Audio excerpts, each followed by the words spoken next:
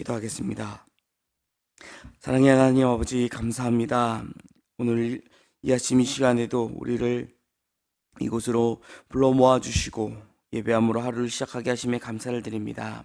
어제는 거룩한 주일, 또 특별히 2025년 새해 첫 주일을 주님 앞에 나와 주일을 우리가 성수하며 하나님 앞에 감사함으로 예배를 드렸습니다. 하나님, 저희에게 주신 말씀을 기억하며 이 한 해를 살아가는 우리 모두가 되기를 원합니다. 하나님, 이 나라 가운데에 특별히 정치계에서 들려오는 소식들이 우리를 불안하게 하지만 우리가 세상에 소망을 두는 것이 아니라 오직 하나님 아버지께 소망을 두는 자로서 세상을 기대하지 않고 하나님만을 바라보며 이 세상 가운데에 정말 빛과 소금 같은 존재로 살아가는 저희 모두가 되게 하여 주시옵소서. 주님, 오늘 하루를 살아가며 우리 모든 발걸음이 주님과 동행하는 삶이 되기를 원합니다. 우리를 부르신 주님, 우리를 부르신 그 이유가 우리를 통하여 그 말씀을 증거하며 주님의 증인 되기 원함임을 저희가 믿습니다. 우리가 참된 증인된 삶을 잘 살아갈 수 있도록, 또한 참된 제자의 삶을 살아갈 수 있도록 우리의 삶을, 우리의 발걸음을 인도하여 주시옵소서. 우리의 하루 살아가는 이 순간순간마다 주님의 손길을 느끼며 주님의 뜻 안에서 살아가는 그 믿음의 삶을 살아가게 하여 주시옵소서. 하나님 아버지, 우리가 이 나라 이 민족을 위하여 기도하는 자들이 되기 원합니다. 하나님, 이 나라 이 민족 가운데에 주님께서 복음의 뿌리를 내리게 하여 주셨고 많은 선교사들의 그 순교의 피를 흘려 이 땅 가운데 많은 교회가 세워지게 하셨습니다. 하나님, 복음의 기초를 두고 있는 이 나라 가운데에 이 나라를 흔들고자 하는 악한 사단의 세력들이 틈타지 못할 수 있도록 이 나라 이 민족을 지켜 보호하여 주시옵소서. 이 나라가 정말 하나님을 경외할 줄 아는 나라 되기 원합니다. 이 나라 민족 방방 곳곳에 주의 복음이 전파되어 하나님을 찬양하는 찬양의 소리가 울려 퍼지길 원합니다. 하나님, 우리가 이 사명을 게을리하지 않게 하여 주시고 이를 위하여 더욱 기도하는 저희 모두 되게 하여 주시옵소서. 하나님, 저희에게 믿음의 공동체를 허락하심에 감사를 드립니다. 우리 교회 공동체를 위하여 저희가 간구하는 것은 하나님께서 세워주신 이 영화교회를 위하여 저희가 더욱더 충성되게 하여 주시고 각자 맡은 바 사명을 잘 감당할 수 있는 우리 모두 되게 하여 주시옵소서. 특별히 담임 목사님을 위하여 기도합니다. 담임 목사님께 영육간의 강건함을 더하여 주시고 주님의 말씀을 늘 사모하며 온전히 선포할 수 있는 능력과 지혜를 더하여 주시옵소서. 하나님, 특별히 단기 선교팀을 보내주심에 감사를 드립니다. 하나님, 어제 단기 선교팀이 베트남으로 무사히 출국하였습니다. 이를 인도하고 있는 담임 목사님과 또 고이상 목사님, 영육간의 강건함을 주셔서 우리 단기 선교팀이 그 베트남에서 역사하고 계시는 하나님을 경험케 하여 주시고 또한 우리가 품고 간 하나님의 그 사랑을 그 땅 가운데 온전히 전함에 부족함이 없도록 하나님 함께하여 주시옵소서. 교회에 많은 직분자들, 사역자들 세워주셨습니다. 하나님, 이들에게 주님의 능력을 채워주셔서 그 직분을 감당함에, 그 사역들을 감당함에 조금도 부족함이 없도록 함께하여 주시고 서로 합력하여 선을 이루며 2025년 영화교회를 이끌어가며 부족함이 없도록 함께하여 주시옵소서. 하나님, 또한 이번 주부터 우리가 겨울 신앙 강좌를 시작합니다. 우리의 신앙이 더욱 함양될 수 있도록 우리가 모이게 힘쓰게 하여 주시고 또 각 강의를 맡은 모든 담당 교육자들에게 지혜를 주셔서 주님께서 친히 사용하여 주시옵소서. 하나님, 또한 우리의 다음 세대를 위하여 주님 앞에 간구합니다. 우리의 믿음의 다음 세대들이 하나님 안에서 자라게 하여 주시옵소서. 믿음의 자녀들로 주님의 반석 위에 깊이 뿌리 내리게 하여 주시고 세상과 구별되며 이 세상 가운데 살아가면서 선한 영향력을 나타낼 수 있는 참된 리더로 자라날 수 있도록 하나님 함께하여 주시옵소서. 하나님, 특별히 이 시간 영육간의 연약한 형제 자매들을 위하여 기도합니다. 육신의 병으로 고통받고 있는 이들이 있습니다. 마음의 상처로 인하여 괴로워하는 이들이 있습니다. 또한 영적으로 침체되어 어려움을 겪고 있는 이들이 있습니다. 하나님, 무엇보다 이러한 우리의 형제 자매들을 우리가 사랑으로 대하게 하여 주시고 주님의 사랑의 손길로 어루만지사 그들의 아픔과 고통을 아시는 주님께서 위로하사 그들에게 치료의 손길로 어루만져 주시고 회복의 은혜를 더하여 주시옵소서. 하나님 또한 저희에게 성전의 건축의 은혜를 허락하셨습니다.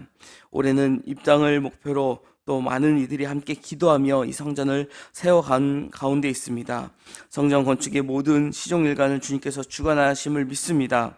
그곳에서 일하고 있는 모든 인부들 안전을 지켜 보호하여 주시고 그들의 손길을 통하여 하나님이 역사하셔서 아름다운 성전으로 하나님 맡겨주신 사명을 잘 감당하는 그러한 건물이 세워지게 하여 주시옵소서.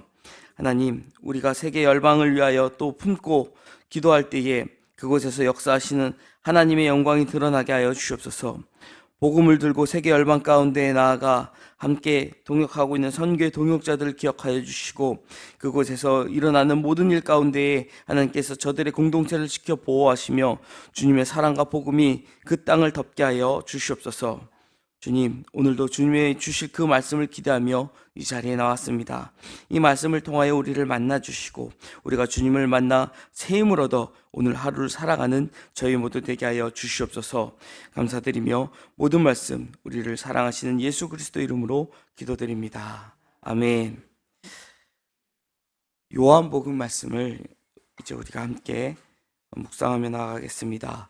요한복음 1장 43절부터 2장 12절까지의 말씀, 조금 본문이 길지만 우리 함께 이 말씀 봉독하도록 하겠습니다.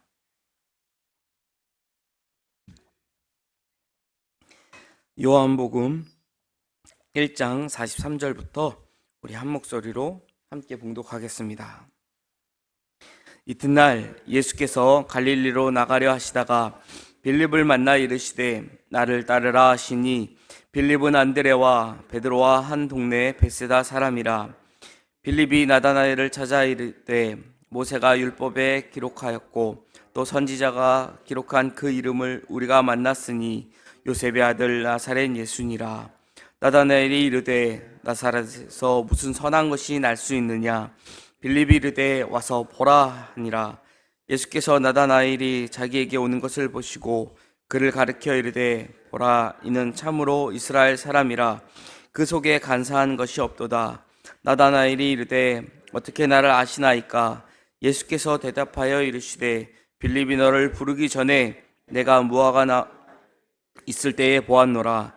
나다나엘이 대답하되 랍비여, 당신은 하나님의 아들이시오 당신은 이스라엘의 임금이로소이다. 예수께서 대답하여 이르시되 내가 너를 무화과 아래서 보았다 함으로 믿느냐. 이보다 더 큰 일을 보리라. 또 이르시되 진실로 진실로 너희에게 이르노니 하늘이 열리고 하나님의 사자들이 인자 위에 오르락 내리락 하는 것을 보리라 하시니라. 사흘째 되던 날 갈릴리 가나에 혼례가 있어 예수의 어머니도 거기 계시고 예수와 그 제자들도 그 받았더니 포도주가 떨어진지라. 예수의 어머니가 예수에게 이르되 저들에게 포도주가 없다 하니 예수께서 이르시되 여자여, 나와 무슨 상관이 있나이까. 내 때가 아직 이르지 아니하였나이다. 그의 어머니가 하인들에게 이르되 너희에게 무슨 말씀을 하시든지 그대로 하라 하니라. 거기에 유대인의 정결 예식을 따라 두세 통 드는 돌 항아리 6이 놓였는지라. 예수께서 그들에게 이르시되 항아리에 물을 채우라 하신즉 아기까지 채우니 이제는 떠서 연회장에게 갖다 주라 하심에 갖다 주었더니 연회장은 물로 된 포도주를 맛보고도 어디서 났는지 알지 못하되 물 떠온 하인들은 알더라. 연회장이 신랑을 불러 말하되 사람마다 먼저 좋은 포도주를 내고 취한 후에 낮은 것을 내거늘 그대는 지금까지 좋은 포도주를 두었도다 하니라. 예수께서 이 표적을 갈릴 가나에서 행하여 그의 영광을 나타내심에 제자들이 그를 믿으니라. 그 후에 예수께서 그 형제와 어머니와 형제와 제자들과 함께 가버나움으로 내려가셨으나 거기에 여러 날 계시 아니하시니라. 아멘. 오늘 두 개의 본문을 저희가 함께 보았습니다. 두 가지 내용이 있는 본문들인데 먼저 우리가 1장의 본문, 1장 후반부에 나와 있는 43절로 51절의 본문은 예수님께서 두 제자를 부르시는 내용입니다. 우리가 앞서 이렇게 기록되어 있는 공관복음이라고 하는 마태, 마가, 누가복음에 등장하지 않는 제자들의 이름이 이제 요한복음에는 조금 등장하고 있다라는 것을 이렇게 보시게 될 겁니다.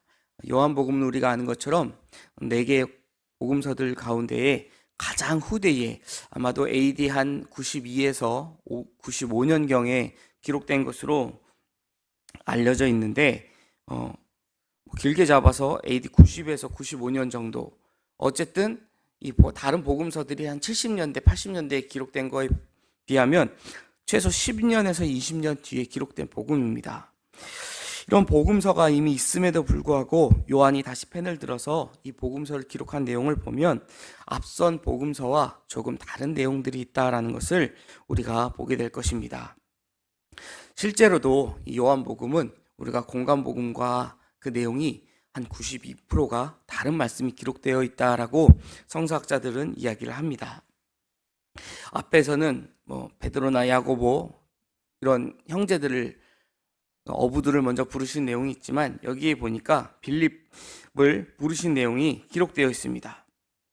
예수님께서는 지금 빌립을 갈릴리로 가시던 그 길에 만나서 그를 제자로 부르셨습니다. 44절에 빌립이 안드레와 베드로와 이 한 동네 베세다 사람이라는 설명이 나오고 나서는 다른 설명이 없이 45절에 빌립이 나다나엘을 찾아 예수님을 전하고 소개하고 있는 모습이 바로 이어서 나오고 있습니다. 앞서 공간복음에서 예수님이 베드로를 부르셨을 때 베드로와 안드레 또 야고보와 요한을 부르셨을 때에는 나를 따라오너라, 내가 너희로 사람을 낚는 어부가 되게 하리라, 이렇게 말씀을 하셨을 때에 추가적으로 뒤에 설명이 기록되는 건 그들이 즉시 다 버려두고 예수를 쫓으니라, 이런 설명들이 있었죠. 그런데 여기에는 예수님께서 빌립을 부르셨음에도 불구하고 빌립이 예수님을 따랐더라라는 설명이 없습니다.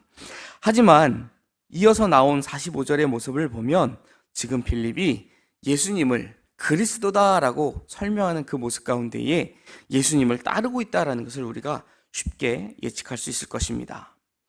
그런데 여기서 우리가 중요한 것은 빌립이라는 새로운 인물이 등장했다라는 것이 아니라 빌립이 예수님을 따르게 되었을 때에 가장 먼저 한 행동이라는 것이죠. 바로 예수님을 그리스도로 전하고 있다라는 것입니다. 예수를 그리스도라고 고백하고 있는 우리 성도를 우리는 흔히 예수님의 제자들이다라고 표현을 합니다. 예수님의 제자들. 물론 예수님의 제자가 되기 위해 많은 교회에서 제자 훈련도 하고 그런 제자 교육 프로그램을 진행을 합니다. 예수님의 제자가 되기 위해서 더 훈련받고 연단 받아야 된다라는 그런 의미도 있지만 예수님을 우리가 그리스도로 고백한 사람들을 어쨌든 예수님을 따르는 제자라고 표현을 하죠. 그런데 성경은 우리에게 분명히 말합니다. 예수님의 제자는 예수 그리스도를 전하는 사람이다. 예수 그리스도를 전도하는 사람이다 라고 말하고 있다라는 것입니다. 예수님을 만나고 싶어하고 또 예수님의 말씀을 듣고 싶어서 많은 사람들이 예수님을 따라다녔습니다. 우리가 복음서에 나오는 많은 내용들을 아는 것처럼 5,000명이 또 4,000명이 예수님을 따라다니다가 5병이어 7병의 기적을 경험하게 됐다라는 것을 잘 알고 있죠. 그런데 특별히 누가복음을 보면은 예수님을 따르는 사람들을 누가복음과 사도행전의 저자인 누가는 무리와 제자로 구분해서 표현을 합니다. 예수님을 따르는 무리가 있고 예수님을 따르는 제자가 있다는 것이죠. 과연 어떤 기준을 가지고 그는 그 두 부류를 나누어 놨을까요? 예수님을 따르는 사람들 가운데에 예수님께서 행하시는 기적을 보고 싶어서 혹은 예수님으로부터 무언가를 얻고 싶어서 따르는 이들을 누가는 예수님을 따르는 무리라고 표현을 합니다. 그리고 정말 예수님께서 나를 구원하시기 위해 이 땅에 오신 그리스도이심을 믿고 자신의 모든 것을 버리고 자기 십자가를 온전히 지고 예수님을 따르는 사람을 그는 예수님의 제자라고, 예수님을 따르는 제자들이라고 표현을 했다라는 것이죠. 우리는 어떤 모습으로 예수님을 따라가고 있을까요? 예수님께서 하나님의 아들이시기 때문에 내 기도에 어떤 기도든 응답하실 것이라 믿고 무언가를 나에게 주실 것이라 내가 간절히 소망하며 예수님을 따르기만 한다면 우리는 예수님의 참된 제자를 할 수 없을 것입니다. 사랑하는 여러분, 참된 예수님의 제자가 되기를 권면드립니다. 2025년 올해는 정말 우리가 자기 십자가를 온전히 지고 예수님을 온전히 따르는 제자가 되어서 우리도 예수님을 전하고 예수님의 12 제자들이 그랬던 것처럼 성령의 능력을 나타내며 성령의 열매를 맺으며 살아가는 우리 모두가 되시기를 주님의 이름으로 축원드립니다. 그리고 본문에서 빌립의 모습을 한 가지 더 우리가 주의 깊게 살펴볼 것이 있습니다. 그것은 바로 나다나엘이 빌립의 전도에 다소 냉담한 반응을 했을 때 지금 빌립이 어떻게 반응했냐라는 것입니다. 빌립이 나다나엘에게 가서 선지자를 만났다고, 내가 그리스도를 만났다고 나다나엘에게 전했습니다. 그때 나다나엘의 대답은 어떠했습니까? 나사렛에서 무슨 선한 것이 날 수 있겠느냐. 이것은 나사렛이라는 작은 보잘것없는 동네에서는 결코 선지자가 날 수 없다라는 그런 표현이죠. 근데 이것이 단순히 나사렛 출신의 예수님을 무시하고 있는 표현은 아니라는 겁니다. 우리가 이것을 잘못 오해하면 지금 나다나엘이 예수님이 나사렛 출신이라고 무시하고 있구나 이렇게 받아들일 수 있는데 그렇지 않다라는 거예요. 왜냐하면 예수님께서 나다나엘이 당신에게로 다가오는 것을 볼 때 이 사람은 참된 이스라엘 사람이다 이렇게 표현을 했다라는 거예요. 이스라엘 사람들, 그 유대인들은요, 예수님께서 오셨을 때에 우리가 역사적 배경을 한 가지 알고 넘어가야 되는데 아마 여러 번 들어보셨을 거예요. 메시아 대망사상이라는 게 있었다라는 거예요. 메시아를 기다리는 큰 갈망이 그들 가운데에 굉장히 널리 퍼져 있었다라는 거예요. 그렇기 때문에 유대인들은요, 특별히 이 구약에 정통한 이 사람들은 예수님이 그리스도가 어떻게 오실지 잘 알고 있다라는 겁니다. 구약에 예언되기를 그리스도는 다윗의 자손으로 유대 땅 베들레헴에서 태어나실 거라는 것을 알고 있다라는 거죠. 그런데 예수님은 베들레헴에서 태어나셨지만 헤롯 때문에 애굽으로 피신했다가 어디에 정착을 하시게 되죠? 나사렛에 정착을 하시게 됩니다. 이런 배경까지 아마 이 나다나엘은 알지 못했을 것입니다. 그래서 나사렛 예수라는 이름만을 듣고 예수님이 베들레헴에서 태어난 것이 아니라 나사렛에서 태어났기 때문에 구약에 예언된 메시아가 아닐 것이다 라고 판단해서 이런 이야기를 했다라는 것이죠. 즉 오히려 이 나다나엘은 더 그리스도라는 그 분을 간절히 사모하는 마음을 갖고 기다렸었던 신실한 사람이라는 것입니다. 나다나엘은 지금 예수님을 그렇게 알고 잘못 표현했습니다. 이유야 어찌 되었든지 빌립은 지금 나다나엘에게 거절을 당합니다. 전했지만 그리스도를 만났다고, 당신도 가서 그렇게 기다리던 그리스도를 만나보자고 이야기했지만 단호하게 거절당했다라는 것이죠. 그러나 빌립은 포기하지 않았습니다. 그리고 아주 단호하게 그에게 이야기합니다. 와서 보라. 길게 설명하지 않죠. 빌립은 이미 나다나엘이 그리스도를 간절히 기다린 사람이라는 것을 알기 때문에 그렇습니다. 나를 변화시키신 예수님, 그렇게 그리스도를 간절히 기다렸었던 당신이라면 만나기만 하면, 한 번만 만나보면 이미 당신이 그분이 그리스도임을 깨달을 수 있을 것이다 라는 확신을 갖고 다시 한번 그에게 강권했다라는 것입니다. 누군가를 전도한다라는 것, 즉 누군가를 구원한다라는 것은 정말 너무나도 어려운 일입니다. 우리가 오랜 기간을 기도하면서 전도하고 있는 사람들이 있지 않습니까? 더욱이 요즘처럼 이 정보의 홍수라고 불리는 몇 번 스마트폰을 이렇게 두드리면은 내가 원하는 자료들을 검색할 수 있는 그런 이 정보의 시대 가운데에 몇 마디 말로 다른 사람에게 예수님을 믿어야 하는 이유, 예수님이 왜 그리스도인지 설명한다라는 거 결코 쉽지 않을 거예요. 내가 예수님 없어도 이 세상 살아갈 때 필요한 거 얼마든지 컴퓨터 앞에서 키보드 두드려 보면, 스마트폰 검색하면 다 알 수 있다. 근데 내가 왜 예수를 믿어야 하느냐? 이렇게 이야기할 수도 있다라는 거예요. 하지만 비록 그렇다 할지라도 우리가 예수 그리스도를 전했을 때 여러 가지 말로 그들에게 거절을 당한다 할지라도 우리가 그들을 포기해서는 안 될 것입니다. 왜냐하면 그 영혼도 예수님께서 사랑하시고 반드시 구원받기 원하는 영혼이기 때문입니다. 2024년도까지 완강히 부인당한 그런 전도 대상자가 혹시 있으십니까? 잘하셨습니다. 부인을 당해도 계속 전도하셨다라는 거 아주 잘하신 겁니다. 2025년에는 절대 포기하지 마시고 계속 기도로 중보하시면서 혼자서 힘들면 여럿이 힘을 합쳐서라도 한 대상을 놓고 우리가 합심하여 기도해서 그 영혼이 올해는 꼭 복음을 받아들여서 구원받는 아주 놀라운 열매를 맺을 수 있는 그런 역사를 경험하는 한 해가 되기 원합니다. 이어서 두 번째 본문은 너무나도 유명한 가나의 혼인잔치 이야기입니다. 잘 아시죠? 너무나도 유명한 이야기입니다. 자세한 설명은 생략하도록 하겠습니다. 이 이야기에서 가장 중요한 사건은 무엇일까요? 가나 혼인잔치에서 가장 중요한 사건. 어떤 분은 그러십니다. 예수님이 어머니 마리아에게 여자여라고 불렀다고. 이거는 여자여가 낮춰 부른 게 아니라 우리가 흔히 이야기하는 마담이라고 여성을 존칭해서 부르는 그런 표현입니다.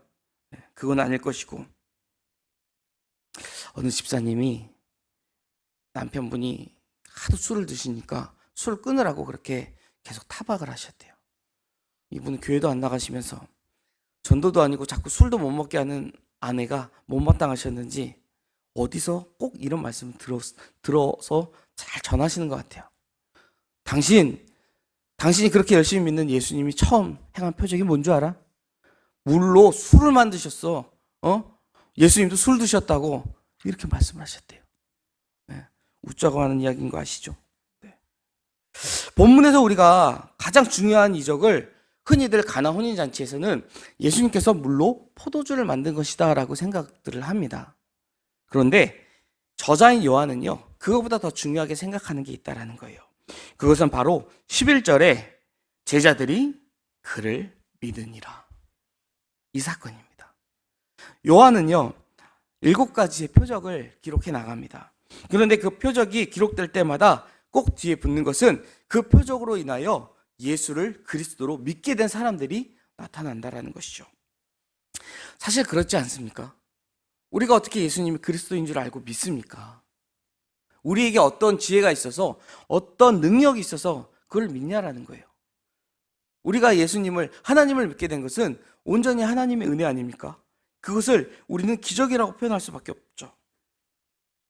예나 지금이나 표적이 늘 그렇다고 믿음으로 이어지는 것만도 아닙니다. 예수님의 수많은 표적을 보고도, 들은 게 아니라 직접 보고도 믿지 않은 이들이 많이 있었다라는 것, 우리가 복음서에 기록되어 있는 거 이미 알고 있습니다. 하지만 표적에는 분명히 사람을 믿음으로 이끄는 순기능이 있다라는 것이죠. 예수님께서 믿는 자들에게 표적이 따를 것이다 라고 말씀하셨는데 아마도 이런 맥락에서 하신 말씀이 아닐까 생각됩니다. 그러나 그러한 표적이 없어도 예수님을 믿는 사람들도 있다라는 것이죠. 예수님이 자신의 손에 그리고 자신의 옆구리에 손가락을 넣어보고 정말 나의 주님이다 라고 고백했던 도마에게 뭐라고 말씀하셨습니까?